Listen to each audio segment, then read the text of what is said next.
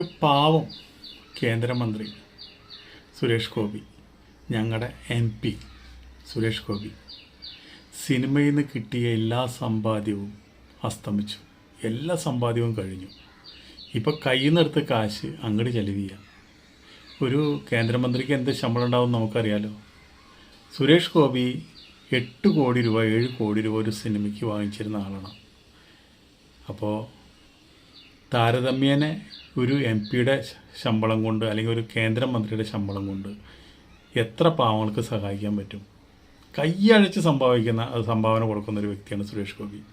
സുരേഷ് ഗോപിയുടെ മക്കൾ ശരിക്ക് തൃശ്ശൂർ മത്സരിക്കാൻ നിൽക്കുമ്പോൾ അവർ പ്രാർത്ഥിച്ചത് ഒറ്റ കാര്യമുള്ളൂ: എൻ്റെ അച്ഛൻ തൃശ്ശൂർ ജയിക്കരുത് എന്ന്. കാരണം എന്താണെന്ന് വെച്ചിട്ടുണ്ടെങ്കിൽ അച്ഛൻ്റെ സാമ്പത്തിക സ്ഥിതി അവർക്കറിയാം. സിനിമയിൽ രക്ഷപ്പെടാണ്ടാണ് സിനിമകൾ ഓരോന്നായി പരാജയപ്പെട്ടപ്പോഴാണ് സുരേഷ് ഗോപി ശരിക്ക് രാഷ്ട്രീയത്തിലേക്ക് ഇറങ്ങിയത്. രാഷ്ട്രീയത്തിൽ വിജയിച്ചു.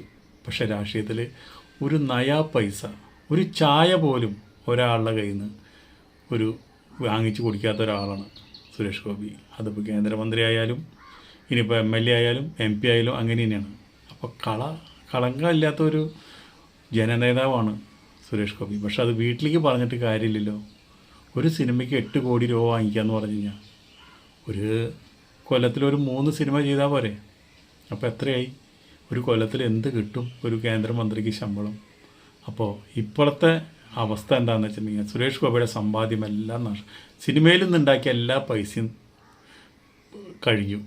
വളരെയധികം സാമ്പത്തിക ബുദ്ധിമുട്ട് അനുഭവിക്കണം നമ്മുടെ MP ആയ നമ്മുടെ മന്ത്രിയായ സുരേഷ് ഗോപി. നരേന്ദ്രമോദി സാറിനോട് പറഞ്ഞു, എനിക്ക് സിനിമയിൽ അഭിനയിക്കാനായിട്ടുള്ള ഒരു ഓർഡർ തരണമെന്ന്. മോദി സാർ ഒറ്റ കാര്യം പറഞ്ഞുള്ളൂ: കമ്മിറ്റ് ചെയ്തുള്ള പടങ്ങളുണ്ടെങ്കിൽ അത് കംപ്ലീറ്റ് ചെയ്യുക. പുതിയൊരു പടത്തിലും കരാറ് ചെയ്യാൻ പാടില്ല. കാരണം എന്താണെന്ന് വെച്ചിട്ടുണ്ടെങ്കിൽ ഈ ജനസേവനം അതുപോലെ തന്നെ സിനിമയും ഒരുമിച്ച് പോകില്ല. പോരാത്തന്നെ കേന്ദ്ര സഹമന്ത്രി എന്ന് പറഞ്ഞു കഴിഞ്ഞാൽ ഇന്ത്യയിൽ മൊത്തം ചാർജുള്ളൊരു വ്യക്തിയാണ്. അദ്ദേഹം സിനിമ കളിച്ച് നടക്കുക എന്ന് പറഞ്ഞു കഴിഞ്ഞാൽ അത് മോദി സാറിന് യോജിക്കാവുന്ന കാര്യങ്ങളല്ല. അതേപോലെ തന്നെ ഇവിടെ ഇപ്പോൾ നിയമസഭാ തെരഞ്ഞെടുപ്പ് കഴിഞ്ഞപ്പോൾ കൃത്യസമയത്ത് സുരേഷ് ഗോപിനെ കിട്ടിയില്ല എന്ന് പറഞ്ഞുകൊണ്ട് ഒരുപാട് പരാതികൾ വേറെയുണ്ട്. ഈ ഒരു മനുഷ്യൻ എവിടേക്ക് കിടന്ന് നടക്കും? അത്യാവശ്യം നല്ല രീതിയിൽ എല്ലായിടത്തും എത്തുന്ന ഒരു വ്യക്തിയാണ് സുരേഷ് ഗോപി. ആർക്കും ഒരു പരാതി ഇല്ലാത്ത രീതിയിൽ എല്ലാം നോക്കിക്കണ്ട് എല്ലാ രീതിയിലും എല്ലാവരും സന്തോഷിപ്പിച്ച് കൊണ്ടുപോകുന്ന ഒരു വ്യക്തിയാണ്. ഇപ്പോൾ മകളുടെ കല്യാണത്തിന് തന്നെ എത്ര കോടി ചിലവായി എന്നറിയാം. അപ്പോൾ അതൊക്കെ സുരേഷ് ഗോപി ഉണ്ടാക്കി വെച്ച സമ്പാദ്യമാണ്. മക്കളാഞ്ചനേയ സിനിമയിൽ ഒരു ചുക്കും ചുണ്ണാമ്പും ആയില്ല. സുരേഷ് ഗോപിയുടെ ഒരു വരുമാനം കൊണ്ടാണ് അവർ ഇത്രയും നിലനിന്നത്. അല്ലാണ്ട് ഇപ്പോൾ കേന്ദ്രമന്ത്രിയുടെ ശമ്പളം കൊണ്ട് ഇപ്പോൾ സുരേഷ് ഗോപിയുടെ സുഖമായിട്ട് ജീവിക്കാമെന്നുണ്ടെങ്കിലും അത് പിൻകാലത്ത് സമ്പാദ്യത്തിലേക്കൊന്നും ഉണ്ടാക്കാൻ സാധിക്കുന്ന ഒരു ഇതല്ല. പിന്നെ വലിയ അഴിമതിയൊക്കെ നടത്തുന്ന നേതാവാണോ സുരേഷ് ഗോപി? വെച്ചിട്ടുണ്ടെങ്കിൽ ഒരു ചായ പോലും ആരെയും നിന്ന് വാങ്ങിച്ച് കുടിക്കില്ല. അങ്ങനെ ഒരു അവസ്ഥയിൽ സുരേഷ് ഗോപി ഒരുപാട് ഒറ്റക്കമ്പൻ എന്ന് പറഞ്ഞൊരു പടം കംപ്ലീറ്റ് ചെയ്തിട്ടുണ്ട്. ഇനിയിപ്പോൾ അത് റിലീസാവുന്നുണ്ട്.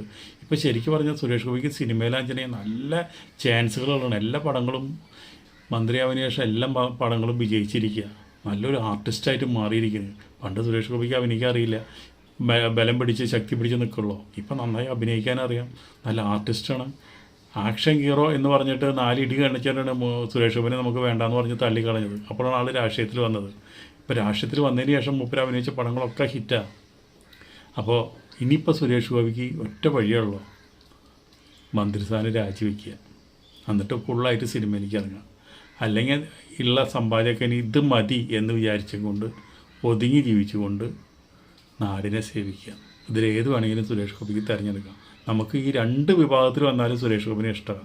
സിനിമയിൽ വന്നാലും ഇഷ്ടമാണ്, അതുപോലെ തന്നെ രാഷ്ട്രീയത്തിലുള്ള സുരേഷ് ഗോപിനെ ഞങ്ങൾക്ക് ഇഷ്ടമാണ്. കാരണം എന്താ വെച്ചിട്ടുണ്ടെങ്കിൽ തൃശ്ശൂർ എന്താ പറയുക കിട്ടാത്തതല്ല, നല്ലൊരു MP ആണ്. എല്ലാ സ്ഥലത്തും വേണ്ട വിധം മൂപ്പര് എല്ലാ കാര്യങ്ങളും ചെയ്തു തരുന്നുണ്ട്. എല്ലായിടത്തും ഓടി നടക്കുന്നുണ്ട്. അതിന് തടസ്സം നിൽക്കുന്നത് എന്തെങ്കിലും നടത്താൻ വേണ്ടി മുമ്പിൽ നിൽക്കുമ്പോൾ അതിന് തടസ്സം നിൽക്കുന്നത് ഈ LDF ഗവൺമെൻറ് തന്നെയാണ്. എന്താ വെച്ചിട്ടുണ്ടെങ്കിൽ ക്രെഡിറ്റ് മുഴുവൻ സുരേഷ് ഗോപിക്ക് പോകുമല്ലോ എന്നുള്ളൊരു ഭയമാണ് അദ്ദേഹം ഇവിടെയുള്ള തൃശ്ശൂരുള്ള മറ്റുള്ള രാഷ്ട്രീയ നേതാക്കന്മാർക്ക്. അപ്പോൾ സുരേഷ് ഗോപി ഒരു ധർമ്മസങ്കടത്തിലാണെന്ന് മാത്രം പറഞ്ഞുകൊണ്ട് ഈ വീഡിയോ ഇവിടെ നിർത്തുന്നു.